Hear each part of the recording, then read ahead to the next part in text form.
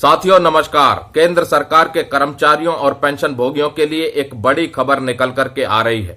दोस्तों, वैसे तो अगला सैलरी और पेंशन का रिवीजन 1 जनवरी 2026 से होना है, लेकिन कहीं न कहीं इसका खुलासा 1 फरवरी 2025 को पेश होने वाले केंद्रीय बजट में हो सकता है। वित्त मंत्री ने अभी हाल ही में ट्रेड यूनियनों के प्रतिनिधियों के साथ मुलाकात की और एक परामर्श बैठक की, जिसमें बजट के ऊपर चर्चा हुई। ट्रेड यूनियनों के प्रतिनिधियों ने अपने अपने सुझाव दिए और कई महत्वपूर्ण मांगों को रखा, जिसमें 8वें वेतन आयोग के गठन को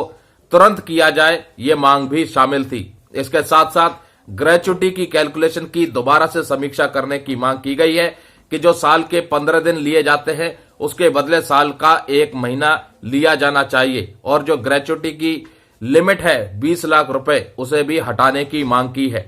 इसके साथ साथ 8वें वेतन आयोग की अटकलें लगाई जा रही हैं कि 8वें वेतन आयोग के बदले सरकार प्रदर्शन और मुद्रास्फीति के आधार पर सैलरी और पेंशन रिवीजन कर सकती है। खबर ऐसी भी आ रही है कि फिटमेंट फैक्टर 2.86 को अगर सरकार सहमति दे देती है तो मिनिमम बेसिक पे जो 18,000 रुपए 7वें वेतन आयोग के सिफारिशों के अनुसार है, वो बढ़कर के 51,480 रुपए के करीब पहुंच जाएगा। हालांकि अभी तक सैलरी और पेंशन रिवीजन के किसी भी फॉर्मूले को सरकार ने फाइनलाइज नहीं किया है, लेकिन मीडिया में कुछ ऐसी ही खबरें चल रही हैं। ट्रेड यूनियनों की तरफ से यह भी मांग की गई कि पेंशन पर लगने वाले टैक्स को खत्म किया जाना चाहिए और इनकम टैक्स की जो छूट है वो 10 लाख रुपए तक की जानी चाहिए, यानी 10 लाख रुपए तक की इनकम पर कोई टैक्स नहीं लगना चाहिए। इसके साथ साथ जो सुपर रिच लोग हैं, जो ज्यादा कमा रहे हैं, जिनके पास ज्यादा पैसा है, उन पर एडिशनल टैक्स लगाया जाना चाहिए। कई महत्वपूर्ण मांगों को ट्रेड यूनियनों के प्रतिनिधियों ने वित्त मंत्री जी के सामने रखा है। अब इसके ऊपर क्या फैसला लिया जाता है, किन मांगों को मंजूरी दी जाती है और बजट में क्या निकल करके आता है, वो देखना बाकी है। दोस्तों, सबसे महत्वपूर्ण 8वें वेतन आयोग के गठन की मांग है, क्योंकि अब मात्र 1 साल ही रह गया है अगले सैलरी और पेंशन रिवीजन के लिए, और पूरी उम्मीद लगाई जा रही है कि इस बार के बजट में वित्त मंत्री जी कुछ न कुछ अनाउंसमेंट जरूर करेंगी। यूनियनों की तरफ से 8वें वेतन आयोग के गठन की मांग को बहुत जोरदार तरीके से रखा जा रहा है,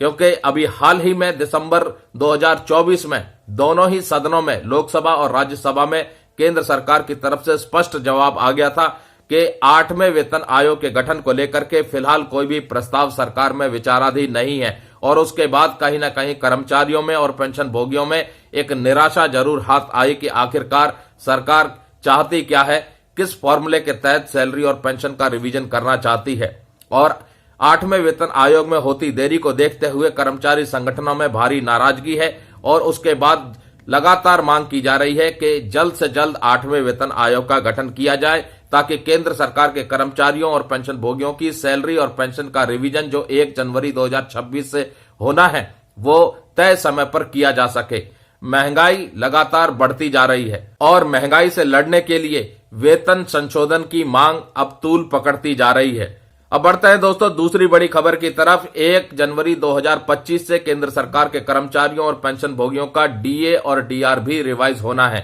मौजूदा समय में 53% की दर से महंगाई भत्ता और महंगाई राहत केंद्र सरकार के कर्मचारियों को और पेंशन भोगियों को उनकी सैलरी और पेंशन के साथ भुगतान किया जा रहा है। पिछली बार 3% की बढ़ोतरी की गई थी, जिसके बाद 50% से बढ़कर के 53% हो गया था, और इस बार भी नवंबर महीने तक के आंकड़े आ चुके हैं। और जिस प्रकार all India consumer price index और इंडस्ट्रियल वर्कर के महंगाई के आंकड़े आ रहे हैं, वो फिर से एक बार इशारा कर रहे हैं कि 1 जनवरी 2025 से भी सरकार 3% महंगाई भत्ते और महंगाई राहत में बढ़ोतरी कर सकती है। ऐसा हो जाता है तो मौजूदा जो 53% की दर से डीए और डीआर मिल रहा है वो बढ़कर के 56% हो जाएगा, जिसकी घोषणा केंद्र सरकार की तरफ से मार्च महीने तक की जा सकती है। इसकी पूरी उम्मीद लगाई जा रही है। अब देखना यह है कि मार्च से पहले होने वाले केंद्रीय बजट में यूनियनों की तरफ से जो मांग रखी गई है उनमें से कौन कौन सी मांग सरकार स्वीकार करती है, और सबसे महत्वपूर्ण जो निगाहें टिकी रहेंगी कि 8वें वेतन आयोग का गठन सरकार करती है या नहीं, और अगर नहीं करती है तो फिर वो कौन सा फॉर्मूला फाइनलाइज करती है, केंद्र सरकार के कर्मचारियों और पेंशन भोगियों की सैलरी और पेंशन रिवीजन के लिए। पिछली बार के बजट में 8वें वेतन आयोग को लेकर के कोई भी घोषणा नहीं की गई। उम्मीद पिछली बार के बजट से भी थी, क्योंकि पिछली साल बजट से पहले ही कर्मचारी संगठनों ने 8वें वेतन आयोग के गठन की मांग रखनी शुरू कर दी थी और इस बार भी कुछ ऐसा ही हो रहा है। बजट आने वाला है और बजट से पहले ट्रेड यूनियनों ने फिर से 8वें वेतन आयोग के गठन की मांग रख दी है और अब इस बार के बजट में क्या दोबारा से निराशा हाथ लगेगी या फिर केंद्रीय कर्मचारियों और पेंशन भोगियों की किस्मत चमकेगी, इस बात के ऊपर नजर रहेगी। नमस्कार, जय हिंद, जय भारत दोस्तों।